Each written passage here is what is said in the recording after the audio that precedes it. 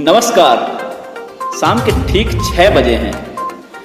आज 6 ही नहीं बजे हैं बल्कि देश भर में लॉकडाउन के 40 दिन भी पूरे होने को हैं। आज हो ही रहे हैं 40 दिन पूरे। ठीक रात को 12 बजे 40 दिन पूरे हो जाएंगे। लॉकडाउन 1, लॉकडाउन 2, उसके बाद लॉकडाउन 3 चालू होने वाला है। हम इस समय राजस्थान के पूर्वांचल के सिरमौर अलवर जिले में जिला कलेक्टर इंद्रजीत सिंह के साथ हैं और ये हमारा सौभाग्य भी रहा कि हम तीनों बार लॉकडाउन से एक दिन पहले अलवर जिला कलेक्टर के पास आए और इनके माध्यम से हमने जो जिले में कुछ होने वाला है ताकि प्रमाणिक सूचनाएं जाए। आज फिर हम आपके बीच हैं जिला कलेक्टर के साथ और ज़्यादा मैं समय नहीं लूँगा और कोरोना से जुड़ी हुई आगे की तैयारियां, लॉकडाउन से जुड़ी हुई आगे की तैयारियां और अलवर सुखद स्थिति में अभी भी है। बहुत भौगोलिक रूप से देखें, राजनीतिक मानचित्र पे देखें तो अलवर की स्थिति ऐसी है कि आसपास अगर इस समय स्वास्थ्य का मानचित्र देखें तो कोरोना मरीजों से घिरा हुआ है चारों तरफ। अगर देखें कई जिले ऐसे हैं, राज्य ऐसे हैं, लेकिन ये अच्छे प्रबंधन का ही परिणाम है कि हम अभी तक बहुत ही सीमित मरीजों के साथ आगे बढ़ रहे हैं। जिला कलेक्टर इंद्रजीत सिंह जी का इस पत्रिका अलवर फेसबुक लाइव में राजस्थान पत्रिका के इस मंच पर स्वागत है। सर, एक बार पुनः आप जनता से कोरोना के बारे में, आगे की अलवर की क्या तैयारियां हैं, इसके बारे में हम बातचीत कर रहे हैं। सबसे पहले मैं यही सवाल करूंगा कि लॉकडाउन 1, लॉकडाउन 2 और अब हम लॉकडाउन 3 में आ गए हैं कल से 17 मई तक के लिए। तो ये जो पहले लॉकडाउन से अब तक कल से क्या अंतर होगा, आगे हमारी चर्चा जारी रहेगी जो हमारे दर्शक सवाल भी करेंगे। जी पहले तो मैं आपका और आपके इस मंच का बहुत बहुत धन्यवाद व्यक्त करना चाहूँगा कि लगातार सूचनाओं का, जानकारी का आदान प्रदान आम जन तक पहुँचाने में आपका जो ये मंच है ये जिला प्रशासन को, अलवर को मदद कर रहा है। सबसे पहली बात हमें ये समझनी पड़ेगी कि लॉकडाउन 1, लॉकडाउन 2 और अब लॉकडाउन 3 में जो हम एंटर कर रहे हैं इसमें लगातार एक बैलेंस रखने का प्रयास किया जा रहा है। बैलेंस मेडिकल इमरजेंसी में और आम जन के जीवन के बीच में। लॉकडाउन 1 की जब शुरुआत हुई थी तो आप समझ सकते हैं कि कई प्रकार की रिस्ट्रिक्शंस बहुत हार्श थी। किसी प्रकार की कोई गतिविधि अलाउ नहीं की गई थी। लगातार कोरोना के जो आंकड़े थे उनके ऊपर नज़र रखी जा रही थी। जब हमने तकरीबन 1 महीने के बाद इस पूरी चीज़ का आंकलन किया गया, 19 अप्रैल को जो कई प्रकार की हर ज़िले में अलग व्यवस्था बनी, उसको देखते हुए 20 अप्रैल से लॉकडाउन 2.0 की शुरुआत हुई।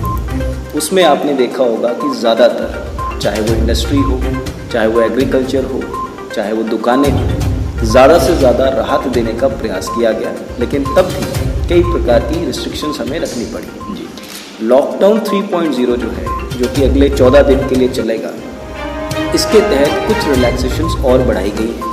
लेकिन उसके साथ साथ एहतियात रखने की जो भारत सरकार की, राजस्थान सरकार की प्राथमिकता है वो अभी भी बनी हुई है। उदाहरण स्वरूप रेड, ऑरेंज और ग्रीन जोन के अंदर ज़िलों को चिन्हित करते हुए ये प्रयास किया जा रहा है कि किस प्रकार से हर ज़िले के अपनी एक जो बैलेंस बनाना है उसको कैसे रखा जा सके।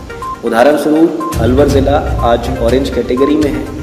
कई प्रकार की छूट ऐसी है जो अभी भी हम 4 तारीख से अपने साथियों को, अलवर वासियों को उसको एक्सटेंड करेंगे। तो कहने का भाव ये है कि ये एक बैलेंस बनाते हुए पूरा देश एक एक करके स्टेज जैसे आगे जा रही है तो सामान्यता की तरफ अपने पुख्ता कदम उठाना है। जी सर, वही सवाल मैं आगे उसी को ही गति देना चाह रहा हूँ कि कल से जीवन में क्या गति आएगी अलवर वासियों के, कल से क्या छूटें मिलने वाली है।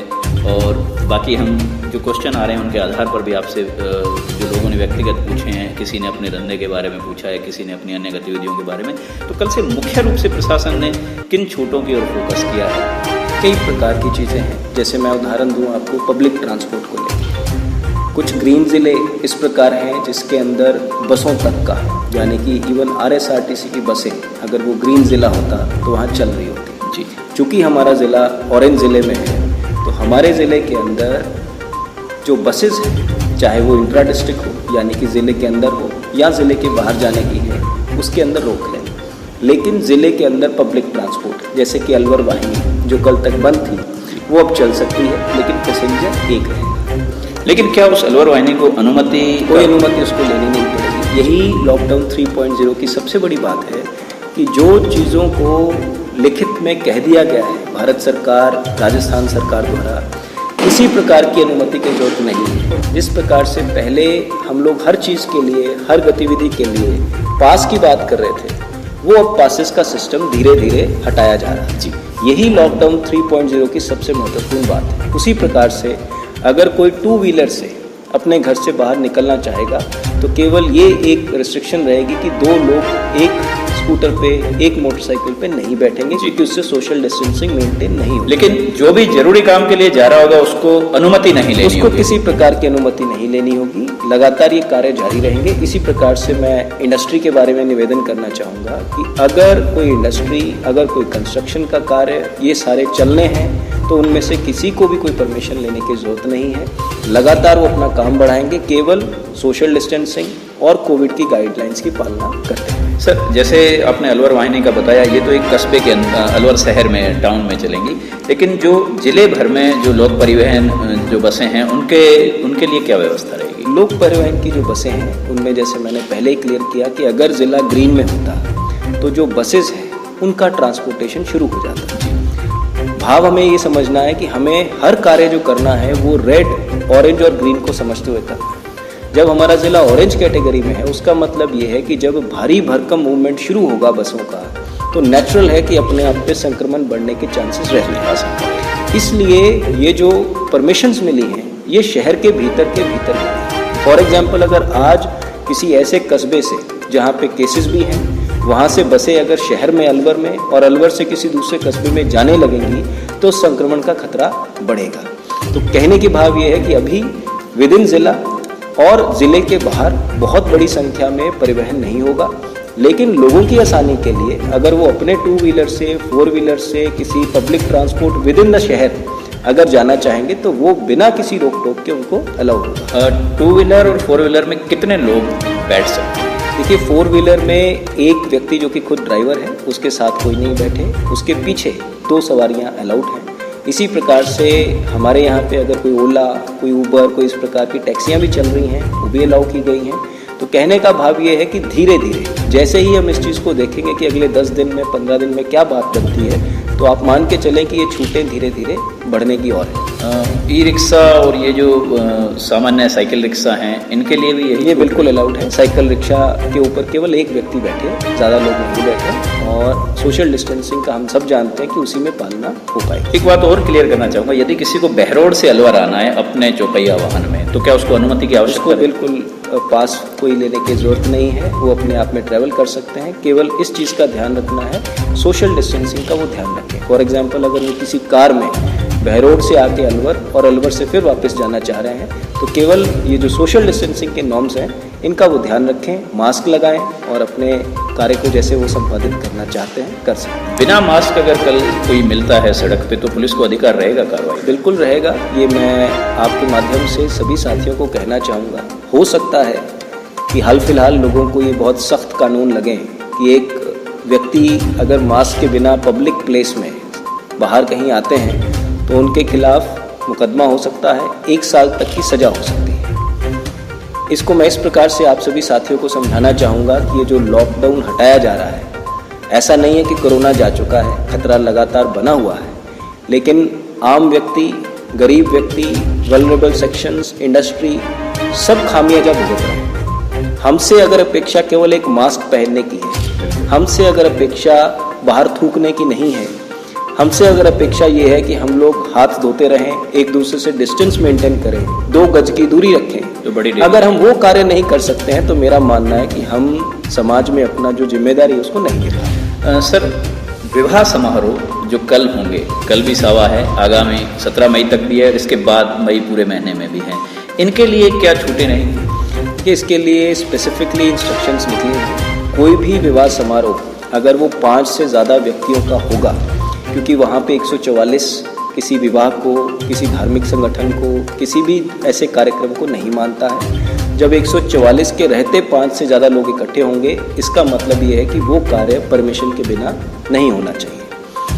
कहने का भाव ये है कि विवाह समारोह ज़रूर संपन्न हो सकते हैं, लेकिन आपको स्थानीय प्रशासन को इंटीमेट करना होगा। स्थानीय प्रशासन को आपको बताना पड़ेगा कितने लोग उस शादी में शामिल होंगे, और राज्य सरकार ने जो मैक्सिमम सीमा है उस शादी में सम्मिलित होने वाले लोगों की वो 50 रखी है।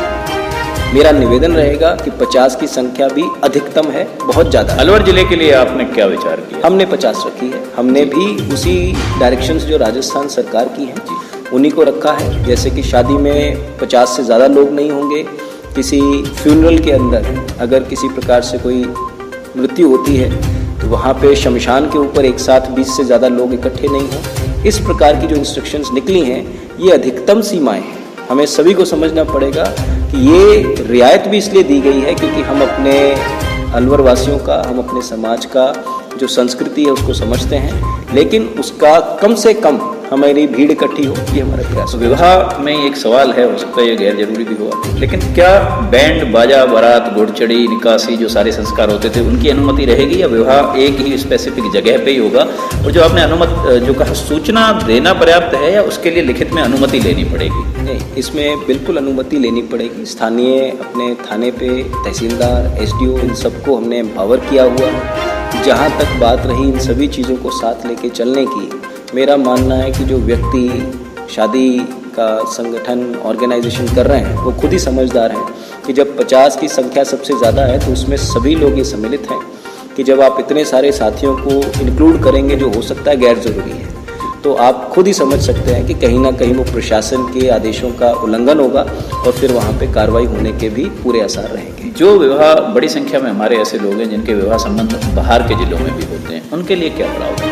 उनके लिए जैसे बारात जाने का कि वो परमिशन किसी भी प्रकार से बाहर जाने की नहीं रहेगी। जैसे कि कोई रेड जोन है, आज जयपुर के अंदर अगर कोई विवाह समारोह के हिसाब से निकलना चाहते भी हैं तो मुझे नहीं लगता कि वहाँ के प्रशासन से परमिशन। लेकिन जयपुर से कोई आना चाहता है, जयपुर से अगर कोई आना चाह रहा है तो उनको केवल जैसे हमने 4 व्हीकल्स की परमिशन आपको जैसे रखा कि एक गाड़ी है उसमें एक व्यक्ति आगे बैठा है, 2 व्यक्ति पीछे बैठे हैं। अगर इस प्रकार से 10 लोग 20 लोग आना चाहते हैं किसी एक जगह पे जहाँ पे शादी हो रही है, उस इकट्ठ में अगर बिना अनुमति के पहले तो कोई आयोजन होता है और उस आयोजन में अगर 50 से ज़्यादा एक साथ लोग होते हैं तो अपने आप कार्रवाई निश्चित होगी। मेरी रिक्वेस्ट इसमें यही रहेगी कि इसमें कई प्रकार के ऐसे कानून हैं जिनसे आप लोगों को समस्या हो सकती है।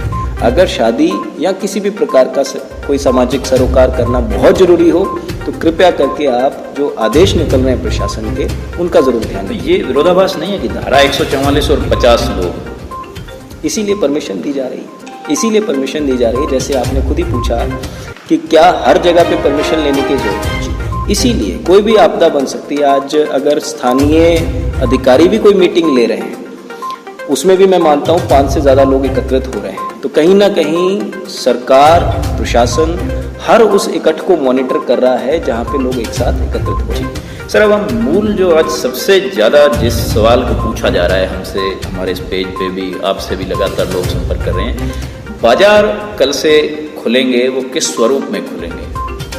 और अलवर जिला मुख्यालय की अगर बात करें तो बजाजा सराफा बाजार, घंटाघर बाजार, इनको बंद करने का था पहले, तो क्या ये भी खुल सकेंगे या कोई ओड इवन सिस्टम रहेगा? उनके बारे में देखिए, भारत सरकार ने 24 अप्रैल की रात को एक सर्कुलर जारी किया था जिसमें कई प्रकार की जो छूटें थी वो दुकानों के लिए अलाउ की थी।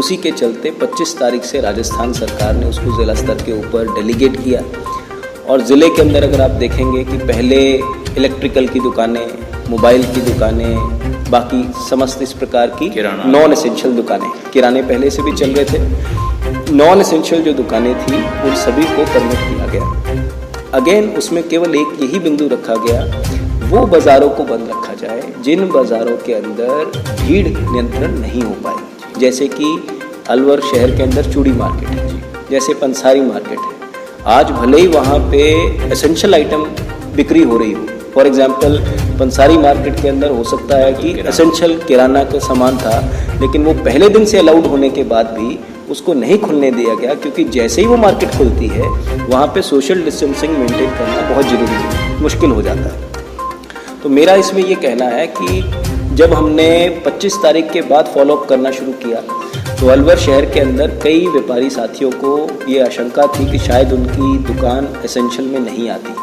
फॉर एग्जांपल पंखे की दुकान अलाउड थी, लेकिन लोगों ने ये सोचा कि शायद बिजली की दुकान है तो अलाउड नहीं होगी। मोबाइल की रिपेयर या चार्जिंग की शॉप अलाउड थी, किसी ने सोचा कि शायद मोबाइल के शोरूम अलाउड नहीं होंगे। हमारी प्रशासन की और पुलिस की बैठक हुई, व्यापार साथियों के साथ हमने चर्चाएं की और हमने ज़्यादा से ज़्यादा दुकानें खुलवाने के खुद चल के प्रयास किए। कहने का भाव ये है कि जितना आमजन या व्यापारी साथी वापस नॉर्मलसी की तरफ आना चाह रहा है, उससे ज़्यादा प्रयास पुलिस और प्रशासन कर रहा है। आज के इस कार्यक्रम के माध्यम से मैं यही निवेदन करना चाहूँगा कि पुलिस प्रशासन लगातार व्यापार संघों के साथ आमजन से फीडबैक ले रहा है।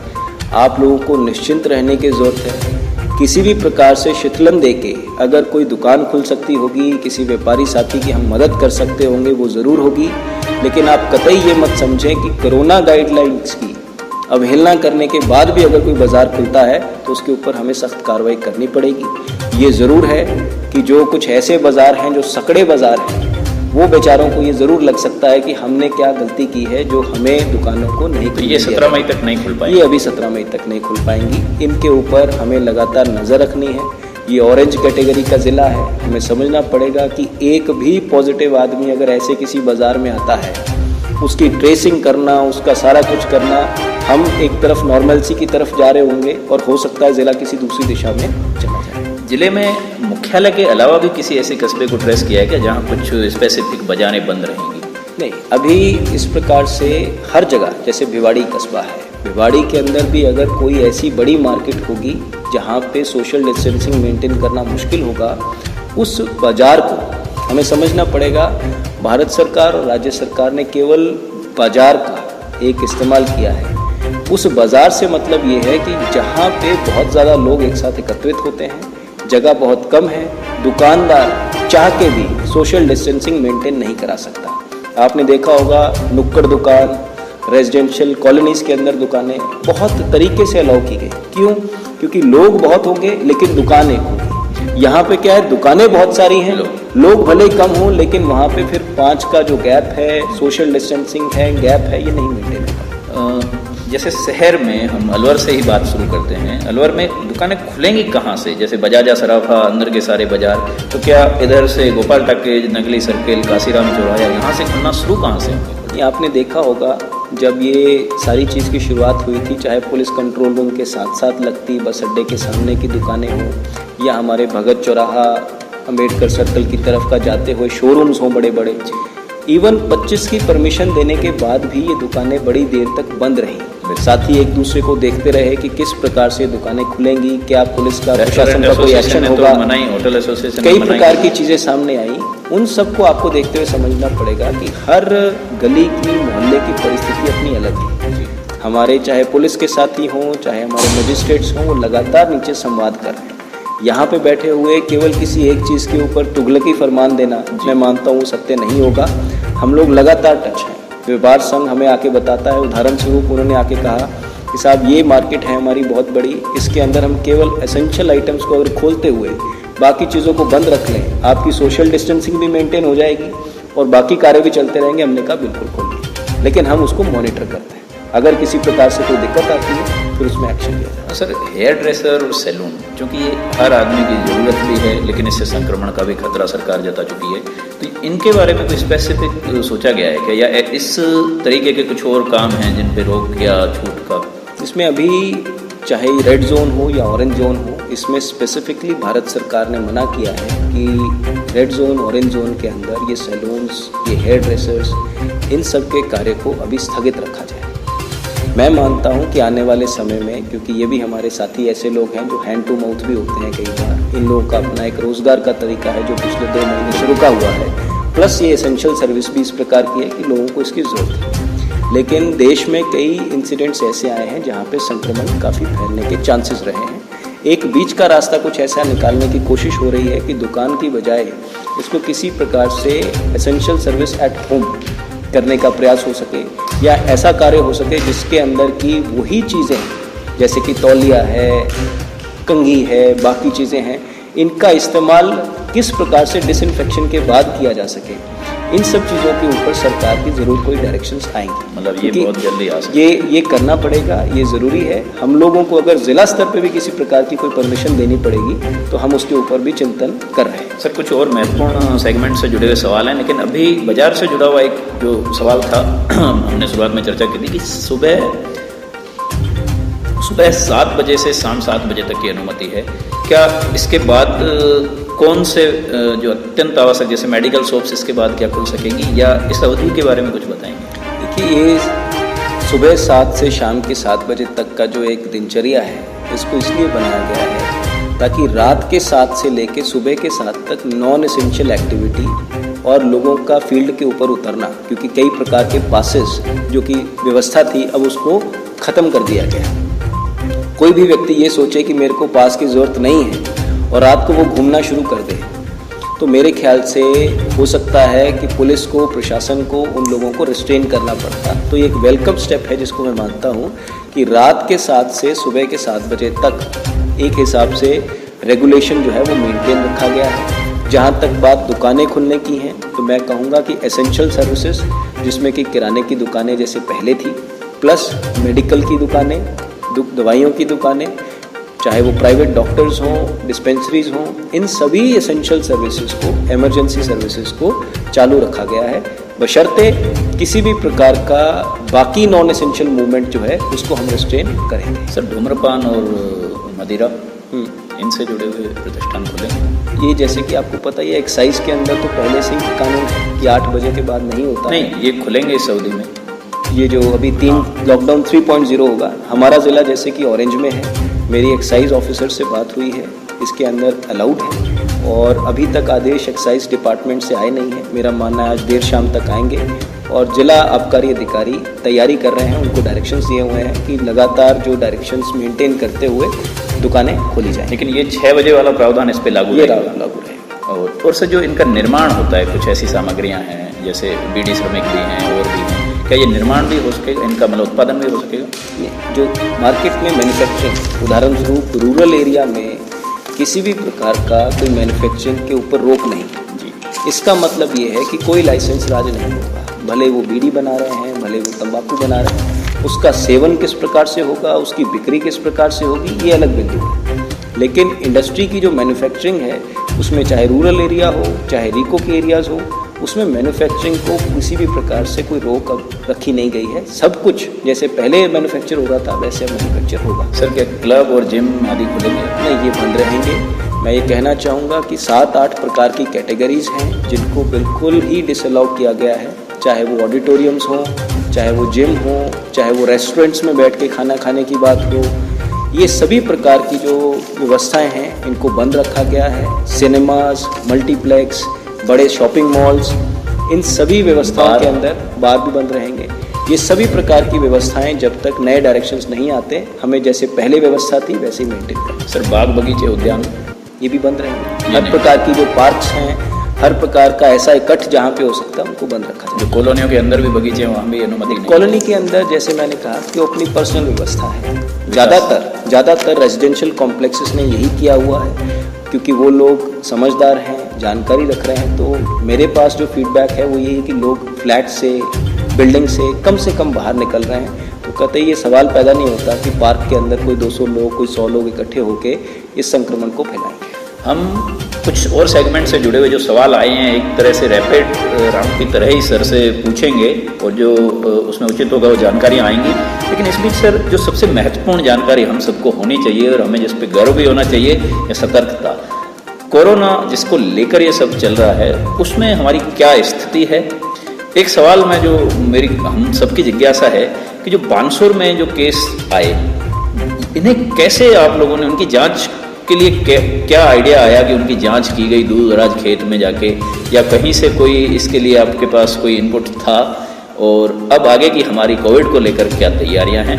बाद में कुछ इंडस्ट्री से जुड़े हुए सवाल और कुछ सामान्य जो जनता के सवाल हैं। जी देखिए, हमें सभी को ये समझना पड़ेगा कि जो ये लॉकडाउन चल रहा है, ये एक आपात स्थिति बनी हुई है, ये कोरोना की वजह से है। और अगर हम कोरोना को निपटने के लिए जो हमारे प्रयास हैं उनमें अगर हम कमी ले आएंगे तो मेरा मानना है कि हम जस्टिफिकेशन नहीं कर पाएंगे अपने एक्ट्स का। इस धारणा को देखते हुए इस जिले में केवल 3 प्रकार की गतिविधियां लगातार करी जा रही हैं।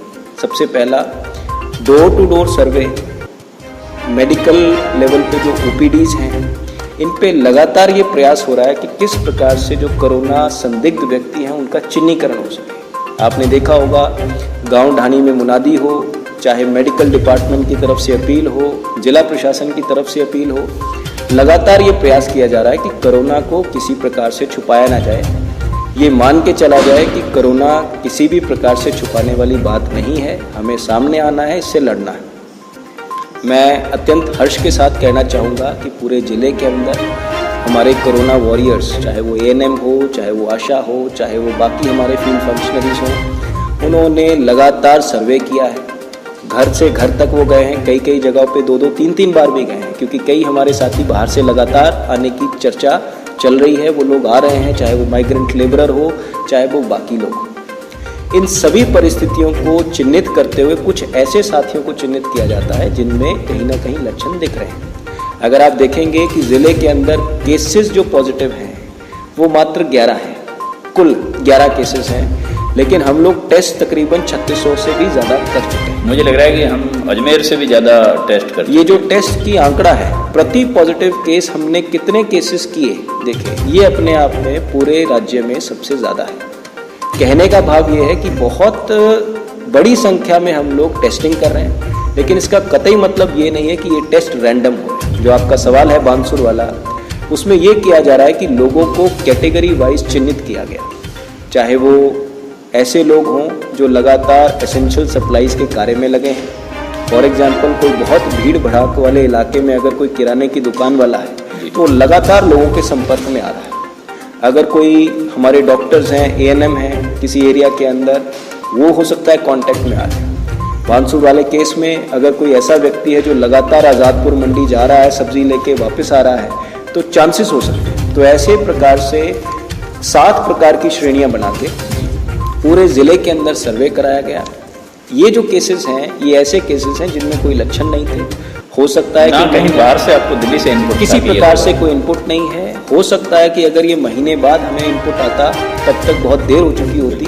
यही कोरोना के अंदर हमें देखना है कि जल्दी आइडेंटिफिकेशन हो थ्रू टेस्टिंग, उसके बाद उनका प्रॉपर ट्रीटमेंट हो। फॉर एग्जाम्पल आज इनको किसी भी प्रकार की कोई सिम्टम्स नहीं है, भारी गंभीर बीमारी नहीं है, लेकिन ये किसी ऐसे व्यक्ति के टच में आएंगे जो वल्नरेबल होगा। फॉर एग्जाम्पल कोई 66 साल का बुजुर्ग व्यक्ति जो पहले से डायबिटिक या हार्ट का पेशेंट है, उसको बहुत बड़ा जान का खतरा बन सकता है। इसलिए कोरोना के अंदर आइडेंटिफिकेशन करना, आइसोलेशन करना और उनको ट्रीटमेंट करके वापस उनके घर तक ले जाना, ये लगातार हमारे प्रयास रहेगा। जो कोरोना के बानसूर में मरीज आए हैं, बानसूर जो आपने बताया कि यहाँ जांच रैंडमली जो इस तरीके से की गई कि कैटेगरी वाइज, तो इस श्रेणी में आप क्या जिले को भौगोलिक दृष्टि से भी बांटा है क्या? जैसे सीमा है, जैसे इधर नौगांवा देखेंगे, उधर बहरोड नीमराना, या फिर इधर हम राजगढ़ थाना गाजी, मतलब ऐसा भी कोई कैटेगरी? बिल्कुल सही है। देखिए भिवाड़ी एक अपने आप में ऐसा कस्बा है जहाँ पे रिस्ट्रिक्शंस के बावजूद कई प्रकार के मूवमेंट्स होते हैं।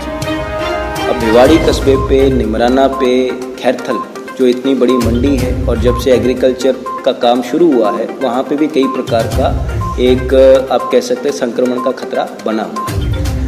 हमने जैसे बानसूर का कोई एग्जांपल दिया, हर भौगोलिक और सोशो इकोनॉमिक कंडीशन को देखते हुए कुछ कुछ व्यक्तियों के सैंपलिंग किए गई। जैसे निमराना के अंदर एक साथ हमने 200 ऐसे लोगों को चिन्हित करके सैंपल किया जिनके की चांसेस बहुत ज़्यादा थे, जो लगातार हो सकता है अप डाउन कर रहे हैं किसी विशेष कार्य से।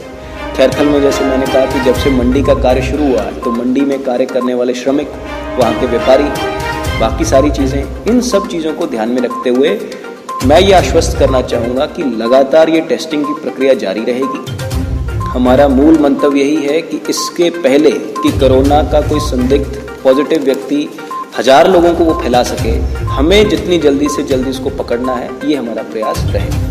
आपने एक बार इस प्रक्रिया में नाराज़गी भी जाहिर की, ऐसा मतलब जो जांच प्रक्रियाएं हैं, या नाराज़गी कहें या मतलब चिंता जाहिर की कि एक तो धीमी गति हो रही है, मतलब जांच की धीमी जा रही है, या उस आपकी इस चिंता का असर रहा? कस्बा जैसे हमने कहा बहुत बड़ा कस्बा है, शहर है, इसी प्रकार से हमारे कई बाकी टाउन्स हैं। अलवर शहर में आज तक कोई केस नहीं आना, ये एक उपलब्धि भी कही जा सकती है, लेकिन इसके साथ साथ ये इसके ऊपर चिंतन होना चाहिए कि क्या हम अपना कार्य प्रॉपरली कर रहे हैं। भिवाड़ी जैसे मैंने पहले भी कहा, फिर कहूँगा कि इतना मूवमेंट वहाँ पे होता है, 1-2 बैंक के केसेस हुए, हॉस्पिटल के केसेस हुए, जहाँ पे हमने बहुत डिटेल में जाके ट्रेसिंग की।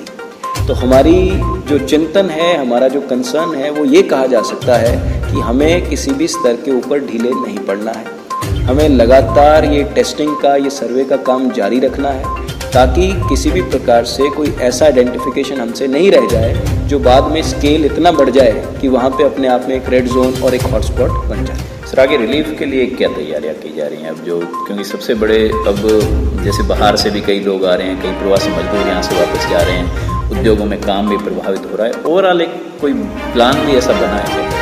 देखिए, लॉकडाउन 3.0 को अगर हम बड़े तरीके के साथ समझना चाहें तो मेरा मानना है कि ऑलरेडी भारत सरकार और राज्य सरकार एक रिलीफ को नेक्स्ट लेवल पे जाने का प्रयास हो रहा है। किस प्रकार से कि किसी भी व्यक्ति की सीमाओं को, उसके जीवन को सीमित नहीं किया जा सकता। केवल किसी को खाना पहुंचाना, केवल किसी को किसी प्रकार का डोल दे देना, मैं मानता हूं कि ये उसकी अपनी जो ह्यूमन कैपेसिटी है उसको रिस्ट्रिक्ट करना है। इसलिए ये जो कार्य है, ये सबसे बड़ा रिलीफ का कार्य है कि कोरोना जैसी महामारी के बीच में अगर सरकारें इस चीज़ को समझ रही हैं और ये रिलीफ दे रही हैं लोगों को कि उनको उनकी फ्रीडम धीरे धीरे कैसे वापस लौटाई जा सके, कैसे लोगों के रोजगार, कैसे उनके अपने पैरों पे खड़े होकर खुद कमा के खुद खाने की जो शक्ति है वापस लाई जा सके, उसका प्रयास हो रहा है।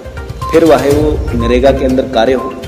आज जैसे ज़िले के अंदर हमने 20-25 हज़ार के आसपास नरेगा श्रमिक लगे हुए हैं, जिसको हम बहुत जल्दी बढ़ा के कम से कम 30 से 40 हज़ार तक लेके जाएंगे।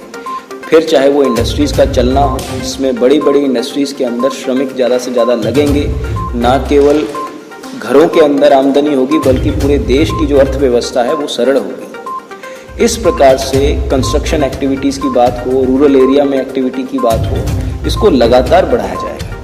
मेरा मानना है कि आने वाले समय के अंदर हम लोगों को दोनों चीज़ों का बैलेंस लेके चलना पड़ेगा।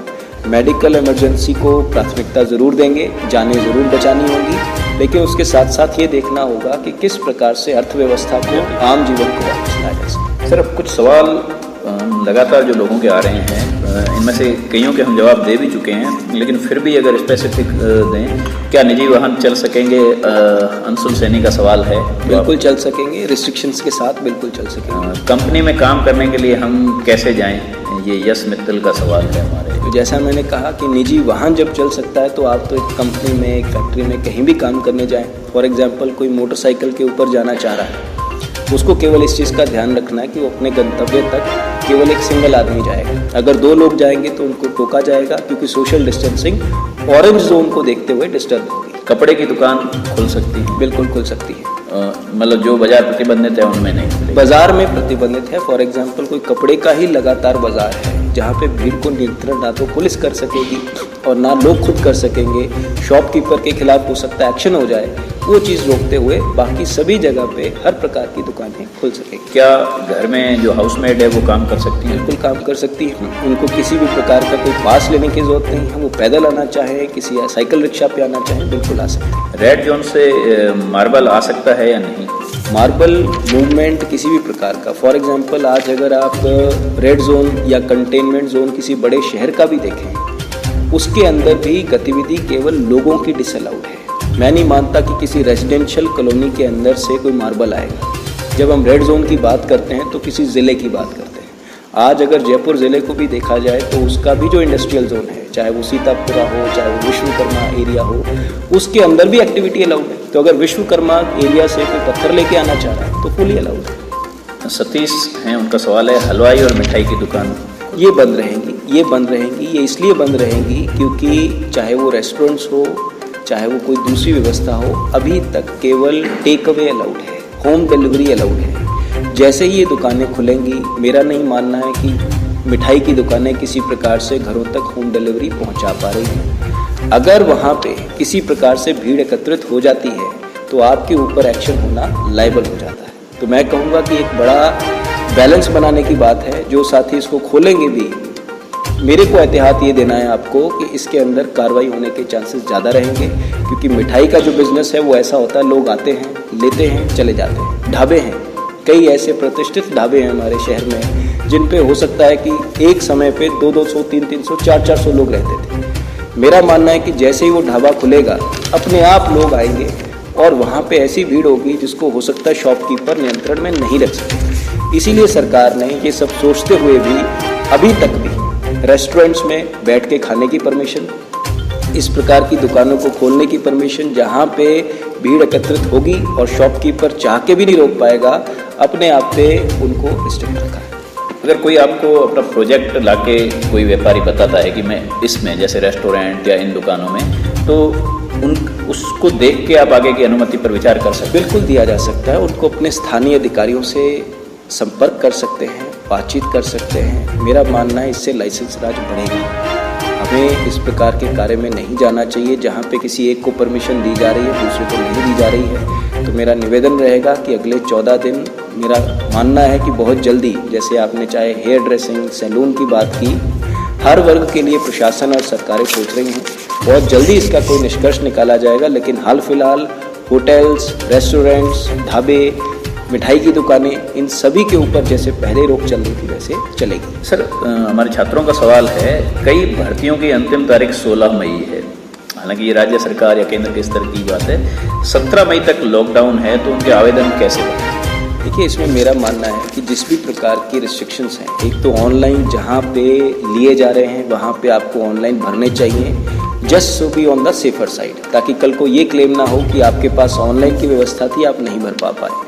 दूसरी अब बात यह है कि अपने आप में हर प्रकार की रिस्ट्रिक्शंस जो है को रिलीज़ कर दिया गया है। आप किसी भी जगह पे, आज आप जयपुर भी जाके किसी नॉन कंटेनमेंट एरिया में जाके अप्लाई करना चाहें, अलवर शहर में कहीं आके अप्लाई करना चाहें, तो आप पूरी तरह से परमिटेड हैं। इसलिए आप चांस नहीं लें और हर प्रकार की जो जिम्मेदारी निभानी है उसको आप निभाएं। लॉकडाउन में अवैध खनन हो रहा है, मतलब ये शिकायत है हालांकि कि मुकदमे दर्ज नहीं कराकर उन्हें बचाया जा रहा है, ऐसी जानकारियाँ? देखिए, लगातार हमें समझना पड़ेगा, समाज में हर प्रकार के लोग होते हैं। ऐसा नहीं कहा जा सकता कि हर प्रकार की गतिविधि सही हो रही है। मेरा मानना है कि इस समय का, ऐसे जटिल समय में भी कई लोग जो समाज कंटक हैं, हो सकता है कि इसका गलत इस्तेमाल कर रहे हों। सख्त निर्देश दिए जाएंगे। आपके पास अगर सूचना आती है तो जो हमारा कंट्रोल रूम है 0144 233 8000, इसके ऊपर आप ज़रूर बताएं। ये कंट्रोल रूम हर प्रकार की जानकारी को लेके, चाहे पुलिस हो, चाहे प्रशासन हो, चाहे माइनिंग हो, हर प्रकार की गतिविधि पे नज़र बनाए हुए है और एक्शन किया जाएगा। सब्जी मंडियों में वाकई में सोशल डिस्टेंसिंग हम भी बार बार चेता रहे हैं, उससे कहीं ना कहीं उसमें मुझे लग रहा है या तो छूट दी जा रही है या जिनको जिम्मेदारी दी गई है वो पालना कराने में अभी तक अक्षम नज़र आ रहे हैं। क्योंकि सुबह के समय, जैसे इसमें हमें एक उदाहरण बहुत अच्छा मिला, हमारे स्थानीय संवाददाता ने कैथल से खबर भेजी। वहाँ स्थानीय जो सीनियर हायर सेकेंडरी स्कूल है, अभी बंद है, उसका बहुत विशाल मैदान है, वहाँ टेंट लगाकर सब्जियों का काम किया गया। तो क्या ये प्रयोग नहीं किया जा सकता है? और वहाँ चूँकि एक 4 दीवारी में है पूरा, तो ये डिस्टेंसिंग टूट रही है सब्जी मंडियों में। जी, ये बिल्कुल आपका सही फीडबैक है। मैं इसको मानूंगा कि इसमें प्रयास और बेहतर किए जा सकते थे, ना केवल बड़े शहरों में बल्कि छोटे छोटे कई कस्बों से एग्जाम्पल आया है कि जब लॉकडाउन है, कई प्रकार के ऐसे संस्थान खाली पड़े हुए, चाहे वो स्कूल हों, चाहे वो बड़ी बड़ी ग्राउंड्स हों। अगर प्रशासन, पुलिस, सभी जिम्मेदार अधिकारी अगर मिल के ये प्रयास करना चाहें, लोगों को साथ लें, तो ये ज़रूर किया जा सकता है। कई जगहों के ऊपर ये प्रयास किए गए, नतीजे सफल रहे हैं। मैं पुनः सभी अपनी टीम से बात करूंगा और यही कोशिश करूंगा कि और सख्ती के साथ और लोगों को साथ लेने के बाद ये सब्जी मंडियों वाला जो कार्य है इसको बेहतर तरीके से किया जाए। मतलब इसी बात में मैं, चूड़ी मार्केट जब हम बंद कर रहे हैं तो जो भीड़ वहाँ है वही की वही वहाँ आ रही है, और ये तो सामान घर घर में जा रहा है। तो ये जो खैरथल का उदाहरण हमने लगातार देखा, इस पे स्टडी भी की, तो इस प्रकार से जो आप कह रहे हैं, बिल्कुल सहमत हूँ। इसमें ना केवल जूनियर लेवल पे बल्कि एसपी साहब के स्तर के लेवल पे खुद पे कई प्रकार से प्रयास किए गए हैं। चाहे वो होम डिलीवरी की बात हो, चाहे वो थोक विक्रेता और रिटेलर को दूर करने की बात हो कि किस प्रकार से अंदर केवल थोक विक्रेता रहें, बाहर से दूसरे व्यक्ति लेके जाएं, लेकिन मेरा मानना है कि इसमें हम और बेहतर प्रयास करेंगे। क्या विद्यालय जो हैं निजी, वो अपने स्टाफ को कुछ जरूरी कामों के लिए डिस्टेंसिंग का पालन करते हुए बुला सकते हैं? बिल्कुल बुला सकेंगे। ऑरेंज जोन के अंदर 33% तक जो स्टाफ है प्राइवेट संस्थाओं का वो आ जा सकता है। तो मेरा मानना है कि सोशल डिस्टेंसिंग भी मेंटेन रहेगी और स्टाफ भी अपना आना जाना शुरू कर सकते हैं। एक बहुत बड़ा सवाल बार बार आ रहा है, जो आरोग्य सेतु ऐप है उसमें कई लोगों के सवाल हैं कि उसमें बार बार एक नोटिफिकेशन आ जाता है कि आपके निकट में 1 किलोमीटर के दायरे में कोई पॉजिटिव मरीज है या गंभीर रोगी है। ये क्या वजह है इसकी, जबकि वहाँ ऐसा कुछ नहीं होता है और ये एक माहौल भी इससे बिगड़ जाता है? कि राजस्थान सरकार द्वारा और भारत सरकार द्वारा इसमें टेक्नोलॉजी का कैसे इस्तेमाल किया जा सके इसका प्रयास हो रहा है। भारत सरकार ने आरोग्य सेतु नाम की एक ऐप बनाई है, उसी प्रकार से राजस्थान सरकार द्वारा बहुत गहनता के साथ राज कोविड करके एक ऐप बनाई गई है। दोनों ही ऐप्स का अगर हम मोर और लेस लबोलबाब देखें तो वो ये है कि किस प्रकार से जो मूवमेंट है कोरोना पॉजिटिव व्यक्ति का उसको ट्रैक किया जा सके, वो रिस्ट्रिक्शंस रहें, चाहे वो क्वारंटाइन घर पे हो चाहे वो संस्थान के अंदर हो, उसको देखा जा सके, मॉनिटर किया जा सके। हमें ये समझना पड़ेगा कि जब इतनी बड़ी जनसंख्या किसी नई टेक्नोलॉजी की तरफ बढ़ती है जो कि पहली बार उनको मिल रही है, तो हो सकता है, स्वाभाविक है कि कुछ लोग उसको इस्तेमाल करना नहीं जानते। उदाहरण स्वरूप आरोग्य सेतु में कोई इस प्रकार के बटन्स होंगे, कोई इस प्रकार के कॉलम्स होंगे जिसको अगर किसी ने चेक कर दिया कि हाँ मैं कोरोना पॉजिटिव हूँ या हाँ मैं कोरोना संदिग्ध हूँ, उससे क्या होगा कि भले ही वो हृष्ट पुष्ट व्यक्ति है लेकिन टेक्नोलॉजी को इस्तेमाल करना नहीं जानता है, तो उसने तो अपनी तरफ से उसको भर दिया, लेकिन बाकी जो साथी हैं जो आरोग्य सेतु को यूज़ कर रहे हैं उनको ये महसूस होगा ब्लूटूथ को ऑन करते ही कि शायद हमारे पास इस प्रकार के लोग हैं।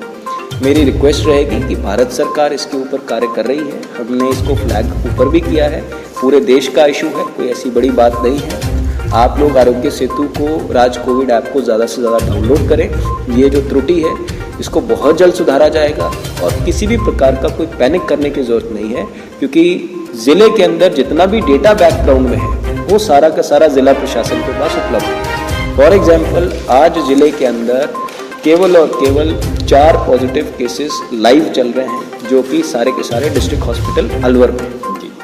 इसके अलावा कोई भी सूचना है वो आप समझ सकते हैं वो अपने आप में एक र्यूमर है, एक भ्रम है या टेक्नोलॉजी का त्रुटि है।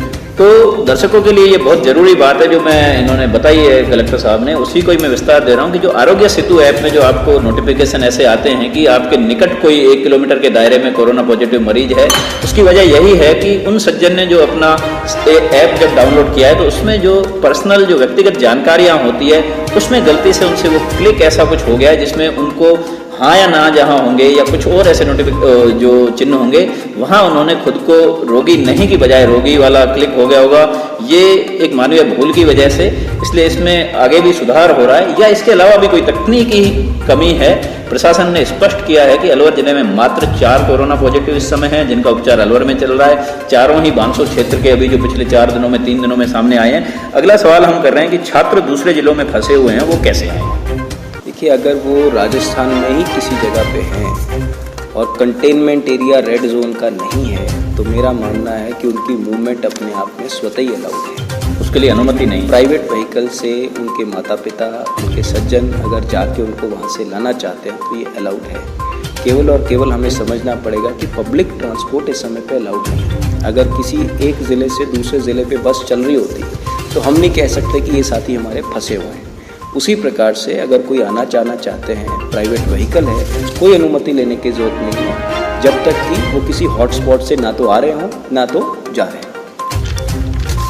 क्या 17 मई तक धार्मिक स्थल बंद रहेंगे? बिल्कुल बंद रहेंगे। मैं धन्यवाद भी व्यक्त करना चाहूँगा और बहुत खुशी से ये कहना चाहूँगा कि पहली बार हम देख रहे हैं कि इतनी इमोशनल चीज़ों के ऊपर भी लोगों ने, चाहे रिलीजन हो चाहे समाज हो, इन सब से ऊपर उठ के एक रूपता के साथ सरकार का, प्रशासन का सहयोग किया है। हमें इस प्रकार के एक आत्मविश्वास को, इस प्रकार के एक रेस्ट्रेंट को और आगे बनाए रखना है 17 तारीख तक हमें इस चीज़ को ज़रूर देखना है कि जिस प्रकार का पालन अभी तक होता आया है ये पालन बना रहे। सर, मूर्तिकार और जूस, आइसक्रीम आदि की दुकानें, पार्लर ये खुलेंगे? नहीं, ये भी बंद रहेंगे क्योंकि हम इनको ढाबा, मिठाई की दुकान और इसी तरह की कैटेगरी मानते हैं कि जहाँ तक रिस्ट्रेन हो सके हमें ऐसे पब्लिक जॉइंट्स नहीं खोलने हैं। मूर्तिकार अपना काम कर सकते हैं जी। और आरटीओ कार्यालय में क्या लाइसेंस बनेंगे, खुलेंगे ये? नहीं, बिल्कुल बन रहे हैं, सरकारी कार्यालय चल रहे हैं। लेकिन अभी जैसे आपने देखा कि BS4 की अभी तक जो हमारी पालना थी वो केवल 30 तारीख उसकी डेडलाइन थी, कार्य किए गए, लोगों को बुलाया गया, दिया गया। लेकिन बाकी ऐसी चीज़ें जो नॉन एसेंशियल हैं हमें समझना पड़ेगा कि सरकारी कार्यालय इसलिए खुल रहे हैं ताकि कोरोना की बैटल से लड़ा जा सके। आज कलेक्टर कार्यालय इतवार के दिन भी इसलिए खुला हुआ है कि यहाँ पे हम कोरोना के बारे में चिंतन कर सके, आदेश जारी कर सके। लेकिन अगर किसी साथी को कोई ऐसी रूटीन की नॉन एसेंशियल अगर कोई इशू है, कोई अपना ज़मीन का इशू है, किसी और प्रकार के इश्यूज़ हैं जो मात्र 10 दिन और वेट कर सकते हैं, तो मेरा मानना है कि उनको वेट करना चाहिए। शहर में पानी की किल्लत है, टैंकर आदि की समस्याएं चल रही हैं, इसको लेकर कोई विशेष प्लान अभी बनाया जा रहा है? बिल्कुल ज़रूरी है, बनाया जा चुका है। अलवर शहर में हम जानते हैं कि लगातार इस प्रकार की दिक्कत रहती है। ADM सेकंड राकेश गुप्ता जी की अध्यक्षता के अंदर एक टीम बनाई गई है। इसके साथ साथ चाहे एडिशनल चीफ साहब हों, दोनों SC साहब हों, कंट्रोल रूम स्पेशल PhD का बनाया गया है। ऑलरेडी कई जगहों के ऊपर शिथिलन देते हुए टैंकर्स चलाए गए हैं, even during the lockdown period. इसको आगे इसी प्रकार से बनाए रखा जाएगा, चाहे बोरिंग करने की परमिशंस हो, चाहे स्पेशल सरकार से परमिशन लेनी हो। कई ऐसे हमारे ट्यूबवेल्स थे जहाँ पे सैंक्शन हो चुकी थी, बिजली के कनेक्शन तकरीबन 90 जगह पे ज़िले के अंदर पेंडिंग थे, उनको लगाने के प्रयास किए जा रहे हैं। तो मैं सभी से रिक्वेस्ट करूँगा, खास करके अलवर शहर वासियों से, हमें पूरा संज्ञान है कि कई प्रकार से पानी की व्यवस्था के अंदर आप लोगों को ज़्यादा रिलीफ की ज़रूरत महसूस होती है। कई बार आप लोगों के बातें हमारे पास जिला स्तरीय कंट्रोल रूम और PhD में भी जाती हैं। मैं आपसे रिक्वेस्ट करूंगा कि आप लगातार अपनी सूचना पहुंचाएं। प्रशासन प्रयास कर रहा है, लेकिन इस आपदा की घड़ी में, मेडिकल इमरजेंसी में, अगर आप लोग किसी भी प्रकार से असहज महसूस करते हैं तो कृपया थोड़ा धैर्य बनाए रखें। किसी प्रकार से ये महसूस ना हो कि छोटी सी किसी अव्यवस्था को लेके जाने के लिए हमारी तरफ से कोई ऐसा कदम हो, हम कहीं रोड पे आए या हम किसी जगह धरना प्रदर्शन करने की कोशिश करें, उसके खिलाफ मजबूरन हमें एक्शन लेना पड़ेगा। पानी आप तक पहुंचाना हमारी जिम्मेदारी है, लेकिन अगर इकट्ठ होगा किसी जगह के ऊपर, उसके खिलाफ सरकारी कार्रवाई करना भी हमारी जिम्मेदारी रहेगी। कोरोना जैसे बानसूर में अभी हुआ, ऐसा अगर कोई हॉट स्पॉट आता है अलवर में, चूँकि जिस तरीके से ये संक्रमण बानसूर का केस सामने आया, ऐसे और भी खतरे कई मुवाएं खड़े हैं, उसके लिए क्या तैयारियां हैं? कि हॉटस्पॉट की जो डेफिनेशन है वो बड़ी स्पेसिफिक है। बानसूर वाले मसले को हम लोग हॉटस्पॉट अभी तक नहीं कैटेगराइज कर रहे हैं। ये ज़रूर है कि एक ही जगह से अभी तक 4 केसेस आना बड़ी बात है। चाहे वो खेड़ली था जहाँ पे एक साथ 3 केसेस पॉजिटिव आए थे, यहाँ पे भी अभी तक 4 केसेस पॉजिटिव आए हैं। अच्छी बात यह है कि इन सभी पॉजिटिव केसेस के जो बहुत क्लोज कॉन्टैक्ट थे, तकरीबन 70 से 80 लोग ऐसे थे जो दिन में लगातार एक दूसरे से मिलते थे, एक ही परिवार के थे, उन सभी बाकी लोगों के रिजल्ट्स नेगेटिव आए हैं। ये अपने आप में अच्छी बात है। कहने का भाव ये है कि भले ही किसी जगह पे बहुत ज़्यादा केस आए और भले ही किसी जगह पे लगातार 0 केस रहे, इसके अंदर भारत सरकार की, राज्य सरकार का प्रोटोकॉल बहुत सेट है। जैसे ही किसी जगह के ऊपर केसेस आने का सिलसिला शुरू होता है, उस एरिया को हम लोग कर्फ्यू में लेते हैं, कंटेनमेंट करते हैं और लगातार 21 दिन जब तक वहाँ पे कोरोना नेगेटिव नहीं हो जाता है तब तक लगातार वहाँ कर्फ्यू रहेगा। हर प्रकार की एसेंशियल सर्विसेज प्रोवाइड करना सरकार की, प्रशासन की जिम्मेदारी रहेगा। कोरोना को बैटल करने का एक ही तरीका है कि उसको कंटेन कर दिया जाए। तो आप ये मान सकते हैं कि अगर हमारे ज़िले में केसेस की संख्या बढ़ती भी है तो हम लोग कंटेनमेंट की स्ट्रैटेजी के साथ साथ कैसे ट्रीटमेंट देना है इसको अग्रसर होंगे। ये बहुत चैलेंज का विषय है कि आज की तारीख में जो सारे केसेस कल तक जयपुर SMS जा रहे थे, उनको आज डिस्ट्रिक्ट हॉस्पिटल, जो कि डेडिकेटेड कोविड हॉस्पिटल बनाया गया है, वहाँ रखा गया है। हमारे डॉक्टर्स की टीम, मैं उनका पूरा धन्यवाद व्यक्त करना चाहूँगा, भूरी प्रशंसा करूँगा कि इतनी खतरनाक बीमारी को देखते हुए भी वो लोग लगातार इनका उपचार कर रहे हैं, बिना डरे हुए, बिना थके हुए वो टिके हुए हैं। कई प्रकार के इसमें एहतियात रखने पड़ते हैं पूरे ज़िले की निगाहें उनके ऊपर हैं कि किस प्रकार से ये 4 लोगों का ट्रीटमेंट चल रहा है। मैं पूर्ण विश्वास के साथ कह सकता हूँ कि वो पूरी मेहनत कर रहे हैं और बहुत जल्द इन लोगों को पॉजिटिव से नेगेटिव घर तक पहुँचाने के लिए उन लोगों के जो प्रयास हैं वो लगातार जारी है। तो दर्शकों, लॉकडाउन 3.0 शुरू होने वाला है कल से। आज 40 दिन का लॉकडाउन देश में पूरा हो रहा है, अलवर में भी पूरा हो रहा है। कई महत्वपूर्ण आपके सवाल आए और अलवर जिला प्रशासन उन सवालों का जवाब देने के लिए, चर्चा के लिए पूर्ण रूप से तैयार भी है, ताकि जैसा कि जिला कलेक्टर इंद्रजीत सिंह जी ने कहा कि हम खुद चाहते हैं कि बाजार खुलें, आर्थिक गतिविधियां हों, व्यापारियों से भी संपर्क किया जा रहा है, लेकिन जो गैर जरूरी है, जो इस बीमारी की फैलने की जहां आशंका है, उन पे ही रोक रहेगी। समीक्षाएं होती रहेंगी। अगर जो व्यापारी बंधु जिनके काम रुक रहे हैं वो अगर कुछ ऐसे प्रोजेक्ट लाएंगे जिनमें इनको निश्चित करेंगे, सुनिश्चित करेंगे कि उससे खतरा नहीं फैलेगा, तो पुनर्विचार भी किया जाएगा। परमिशन से जुड़े हुए सवालों के जवाब भी महत्वपूर्ण दिए। सर, एक और सवाल आया है, हम समापन की ओर हैं, कि फाइनेंस कंपनी खुल सकती है क्या? देखिए, प्राइवेट कोई भी संस्थान हो, उसमें जैसे मैंने निवेदन किया कि 33% की अपनी रोक रखते हुए हर प्रकार के संस्थान जो हैं, चाहे वो प्राइवेट हैं, चाहे वो सरकारी हैं, वो खुलने चाहिए। केवल और केवल जो मूल मंत्र है वो यही है कि इतना बड़ा लॉकडाउन इसलिए किया गया ताकि लोग एक दूसरे के क्लोज कांटेक्ट में नहीं आए, भीड़ में एकत्रित नहीं हो। उसी चीज़ के साथ हमें आगे जीना सीखना पड़ेगा। जिस प्रकार से लॉकडाउन धीरे धीरे हट रहा है, इसको स्टैगर्ड लॉकडाउन बोला जाता है कि शुरुआत की, फिर थोड़ा धीरे से रिलैक्सेशन, फिर और रिलैक्सेशन। कई देशों के अंदर ये एक्सपेरिमेंट किया गया है जिसके बहुत अच्छे रिजल्ट्स आए हैं, जैसे कि जापान था, यूके है। ये सब लोग इसी पैटर्न के ऊपर कार्य करने की कोशिश कर रहे हैं। हमें ये देखना पड़ेगा कि किस प्रकार से ये हमारा एक बिहेवियरल चेंज ले आए। आज मास्क पहनना, हाथ धोना, ये सारी चीज़ें, एक दूसरे से दूरी बना के रखना, मेरा मानना है कि कल को जब ट्रेन चलने लगेंगी, बसें चलने लगेंगी, तो ऐसा नहीं होगा कि कोरोना हमारे समाज से, हमारे देश से जा चुका होगा। भले ही हमें सोशल डिस्टेंसिंग कम करके भी चलना पड़े, लेकिन अगर मास्क पहना हुआ है, अगर गलत जगहों के ऊपर हाथ नहीं टच हो रहे हैं, बार बार हम लोग सैनिटेशन रख रहे हैं, मेरा मानना है कि इसको हमें अपनी जीवन शैली का एक अभिन्न अंग बनाना पड़ेगा। आपके इस प्लेटफॉर्म के, पत्रिका टीवी के प्लेटफॉर्म के माध्यम से मैं 2-3 रिक्वेस्ट अलवर वासियों को करना चाहूँगा। सबसे पहले मैं तहे दिल से धन्यवाद व्यक्त करना चाहूँगा समाज के हर उस हिस्से का जिन्होंने एक मुट्ठी बन के पूरे अलवर ज़िले में, हमारा ज़िला बहुत चैलेंजिंग ज़िला है, इसमें कोई दो राय नहीं है, लगातार आप लोगों की तरफ से सहयोग मिला है, चाहे वो मीडिया हो, चाहे वो NGOs हों, चाहे ऐसे अनदेखे लोग हों जो पर्दे के पीछे से लगातार मेहनत कर रहे हैं। अपने प्रशासनिक जीवन में मैं पहली बार देख रहा हूँ कि इतनी सकारात्मकता हमें मिल रही है। किसी एक व्यक्ति का इतने बड़े चैलेंज को टेक ऑन करना बहुत मुश्किल है। हर एक व्यक्ति में, चाहे वो व्यक्ति जो भूखा रह के भी अपने घर में रहने का प्रयास कर रहा है, चाहे वो बड़े से बड़ा इंडस्ट्रियलिस्ट जो कि अपनी इंडस्ट्री बंद होने के बाद भी लगातार पालन कर रहा है, चाहे छोटा से छोटा कर्मी जो गांव के अंदर कोई काम कर रहा है, चाहे बड़े से बड़ा अधिकारी, सब लोग एक मुट्ठी की तरह काम किया है और उसके नतीजे अभी तक बहुत सकारात्मक आए हैं। कृपया करके इसी प्रकार से आप लोगों का सहयोग बना रहे।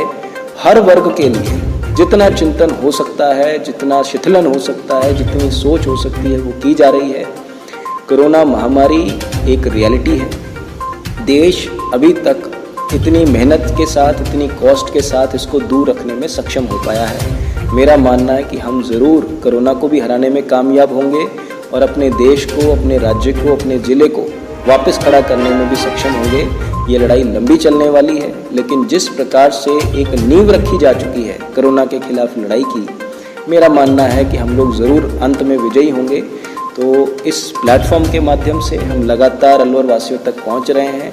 मैं पत्रिका टीवी का भी बहुत धन्यवाद व्यक्त करना चाहता हूं, पूरी टीम का, कि लगातार इन लोगों ने अपनी बात जो है वो आम जन तक पहुँचाने के लिए हमारी मदद की। सर, बहुत बहुत धन्यवाद। तो हमारे दर्शकों का भी आभार जो आपने लगातार 1 घंटे तक हमारी ये चर्चा चली है। तीसरी चर्चा थी।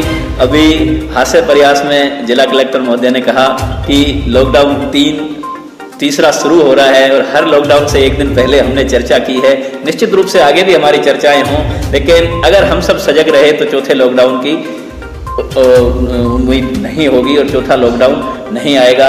आप सबको इस मंच से जुड़े रहने के लिए पुनः धन्यवाद और आप सब दर्शकों की ओर से, पत्रिका परिवार की ओर से, अलवर जिला प्रशासन और समस्त आप कोरोना वॉरियर्स का भी हम तहे दिल से शुक्रिया अदा भी करते हैं, धन्यवाद भी देते हैं। जो आप भी पूर्ण रूप से इस समय रविवार भी भूल गए हैं, सारे तरीके से पूरा प्रशासन आपका लगा हुआ है, तो जिला कलेक्टर के माध्यम से हम आपकी समस्त टीम को बधाई भी देते हैं और आगे की तैयारियों के लिए शुभकामनाएं भी देते हैं और अच्छे स्वास्थ्य की शुभकामनाएं भी देते हैं।